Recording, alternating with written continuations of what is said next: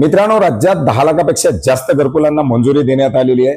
केंद्र शासनाच्या माध्यमातून देण्यात आलेल्या लक्ष्यांकामध्ये वाढ करून राज्यासाठी 33,40,000पेक्षा जास्त घरकुलं नव्यानं उद्दिष्ट देण्यात आलेले नव्यानं मंजूर करण्यात आलेली आहेत। याचबरोबर 31 मे 2025 पर्यंत आवास प्लसच्या अंतर्गत घरकुलाच्या सेल्फ सर्वेक्षणसाठीची असलेली मुदत ही आता मुदतवाढ देऊन 18 जून 2025 करण्यात आलेली आहे। याच्यामुळे मोठ्या प्रमाणात नवीन लाभार्थी अर्ज करत आहेत। अर्ज केलेल्या मोठ्या प्रमाणात लाभार्थ्यांची घरकुलं मंजूर होत आहे। मंजूर करण्यात आलेल्या लाभार्थ्याच्या घरकुलाच्या बांधकामासाठी पुढे मंजुरी दिली जात आहे आणि अशा प्रक्रिया पार पाडत असताना 30 मे 2025 रोजी नव्यानं पात्र करण्यात आलेल्या मंजूर करण्यात आलेल्या लाभार्थ्यांची प्रियोरिटीनुसार लाभार्थी यादी प्रकाशित करण्यात आलेली आहे। मित्रांनो, हीच नवीन अपडेटेड लाभार्थी यादी आपल्या मोबाईलच्या माध्यमातून कशी पाहायची हेच आजच्या व्हिडिओच्या माध्यमातून जाणून घेण्याचा प्रयत्न करणार आहोत। नमस्कार मित्रांनो, मी प्रभाकर। आपण पाहत आहात आपले माहिती केंद्र। चॅनलवरती नवीन असाल तर सबस्क्राईब करायला विसरू नका, जेणेकरून असेच नवनवीन अपडेट सर्वात प्रथम आपल्यापर्यंत पोहोचतील। मित्रांनो, ही घरकुलाची यादी पाहण्यासाठी आपल्याला डिस्क्रिप्शन बॉक्समध्ये एक लिंक देण्यात आलेली आहे। या लिंकवरती क्लिक करून आपण या वेबसाईटवरती डायरेक्टली येऊ शकता। मित्रांनो, या वेबसाईटवरती आल्यानंतर आपल्याला वेगवेगळे ऑप्शन दाखवले जात आहेत। याच्यामध्ये आपल्याला आवाज सॉफ्टच्या अंतर्गत घरकुलाच्या यादीची लिंक आहे। या आवाज सॉफ्टवरती आपल्याला क्लिक करून याच्यामध्ये रिपोर्टवरती क्लिक करायचं आहे। रिपोर्टवरती क्लिक केल्यानंतर याच्या अंतर्गतची प्रत्येक ऑप्शन महत्वाची आहे। याच्या अंतर्गत वेगवेगळ्या प्रकारानुसार यादी असेल किंवा त्याच्या संदर्भातील एफटीओ असतील, या सगळ्या माहिती आपण पाहू शकता। आणि याच्याच मध्ये आय सेक्शन दाखवण्यात आलेलं आहे। आयच्या अंतर्गत 3 ऑप्शन या ठिकाणी आपल्याला दाखवण्यात आलेले आहेत।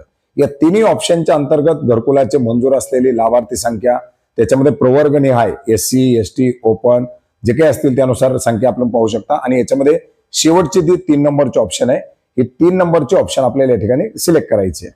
मित्रांनो, या ऑप्शनवरती क्लिक केल्यानंतर आपल्याला या ठिकाणी पाहू शकता की पूर्ण देशभरामध्ये प्रवर्गनिहाय असलेले लाभार्थी संख्या या ठिकाणी दाखवली जाते। आता याच्यामध्ये आपल्याला सर्वात प्रथम काय करायचे, राज्य निवडायचे महाराष्ट्र। महाराष्ट्र निवडल्यानंतर तुम्हाला कोणत्या जिल्ह्याची यादी पाहिजे, आपल्या जिल्ह्याचं नाव याच्यामध्ये सिलेक्ट करायचे। प्रत्येक जिल्हे आपण याच्यामध्ये पाहू शकता। याच्यामध्ये परत आपल्याला तालुका निवडण्याची ऑप्शन दाखवली जाईल। त्या जिल्ह्याच्या अंतर्गत असलेले तालुके आपल्याला या ठिकाणी निवडण्यासाठी सांगितलं जाईल।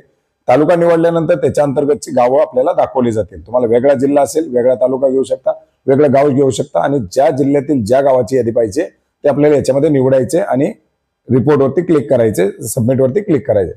केल्याबरोबर आपल्याला त्या गावातील असलेल्या लाभार्थ्यांची सर्व माहिती दाखवली जाईल।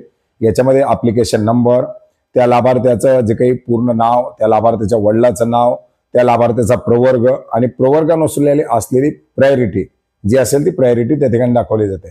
आता याच्या व्यतिरिक्त आपण जर समजा जिल्हा तालुका गाव जर चेंज केलं तर त्या गावातील त्या लाभार्थ्याची एससी एसटी ओपन अशा ओपन अर्थात ओपन ओबीसी साठी ऑदर्स असं दाखवलं जाते। मायनॉरिटी असेल तर मायनॉरिटीची यादी खाली दाखवली जाते। अशा प्रकारे अगदी सिंपल 2 मिनिटांमध्ये कुठल्याही प्रकारचं कुठलंही काही त्याच्यामध्ये जास्त डिटेल्स न टाकता फक्त आपला जिल्हा तालुका आणि गाव टाकून आपली ही यादी पाहू शकता। मित्रांनो, या वेबसाईटची लिंक आपल्याला व्हिडिओच्या डिस्क्रिप्शन बॉक्समध्ये देण्यात आलेली आहे। या वेबसाईटच्या लिंकवरती क्लिक करून आपण या वेबसाईटवरती येऊन ही यादी पाहू शकता। तर मित्रांनो, अशा प्रकारची एक महत्त्वाची अशी माहिती होती जी आपणास नक्की उपयोग पडेल अशी आशा करतो। याच्या संदर्भातील इतर काही माहिती किंवा याच्या संदर्भातील इतर काही प्रश्न असतील तर नक्की कमेंट करा। याच्या व्यतिरिक्त जर काही प्रश्न असतील तर नक्की कमेंट करा। येणाऱ्या व्हिडिओच्या माध्यमातून आपण त्याच्याबद्दल देखील माहिती घेण्याचा प्रयत्न करूयात। भेटूयात नवीन माहितीसह, नवीन अपडेटसह। धन्यवाद।